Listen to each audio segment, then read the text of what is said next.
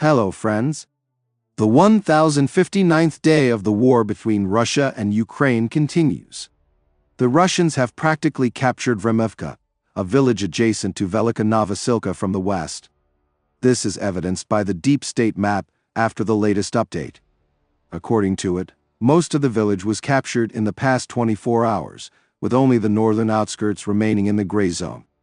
Let me remind you that yesterday evening, a Ukrainian soldier with the call sign Pishchane reported that the Russians were rapidly advancing in Vremivka, advancing from the south to the north. If the village is captured, it will be oh so painful for our garrison in Velyka Novosilka, the soldier wrote. This evening, Russian telegram channels began reporting on the capture of Vremivka and publishing footage of flags from there. On their maps, the village has already been completely captured by Russia. Deep State also published a separate post with the situation in Velyka Novosilka and reported that the enemy's plan to capture the settlement without getting involved in fighting in the buildings is becoming increasingly visible. According to him, over the past 3 days, the Russians have captured Pishchane and are conducting a final cleanup of Vremivka. The latter has effectively been lost, although even if there is still our observation post in the village, it will not matter. If by midday on January 15, there was still information that the defense forces were resisting in Pishchane, then closer to nightfall, the Russians were already in the center of Vremivka. How 2 entire villages ended up empty in 3 days is still unknown to us, writes Deep State. Fighter Pishchane writes in the evening that Vremivka is under enemy control, where the Russians have installed a flag in front of the bridge over the Mokry Yaly River. Now the enemy will only have to make a dash across the river and squeeze our garrison in Velyka Novosilka from the north and south. If the Russians do not go north along the bank from Vremivka, then our guys can get out across the river and through the fields, but again, this corridor is under enemy fire control, writes our soldier. I would like to note that Velyka Novosilka is the last major fortified area of the Ukrainian armed forces in the southwest of the Donetsk region, which stands on the way to Zaporizhia. The Russians have also advanced southwest of Pokrovsk, capturing Pishchane and setting a vector for movement toward the western outskirts of the city.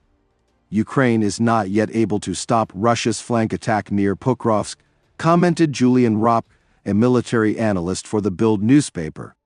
Russian troops have entered 2 settlements 10 kilometers west of the city, and there is no sign that the previously successful flanking tactics will not lead to success in another city being taken by the invaders again, wrote Julian Ropp. Ukrainian military Bunyatov believes that the reason for the enemy's advance near Pokrovsk is a lack of infantry. The situation with infantry is really bad. In the Pokrovsk direction, the enemy is moving at a speed that is possible under the conditions of our drones. There is literally no one to stand in positions. That is why the enemy is filling this area with reserves, despite the losses, because advancement is the main criterion for success, writes Bunyatov. Another serviceman with the call sign Pishchane believes that the defense of the Ukrainian armed forces near Pokrovsk has crumbled. The enemy was able to enter both Udachny and Kotlany. Part of the buildings are already behind the Russians.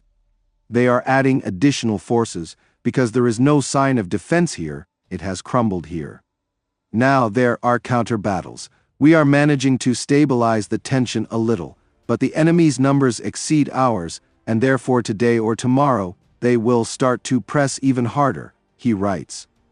Deep State, commenting on the situation in the Pokrovsk area, writes that on the morning of January 17, the Russians began assault operations on the Pokrovska Mine Administration and the landing perpendicular to the railway. In recent days, the enemy has been climbing into Kotlany, where they are trying to gain a foothold, but the defense forces are trying to prevent them from doing so. Since yesterday, information has been coming in about the presence of Russians at mine number 2.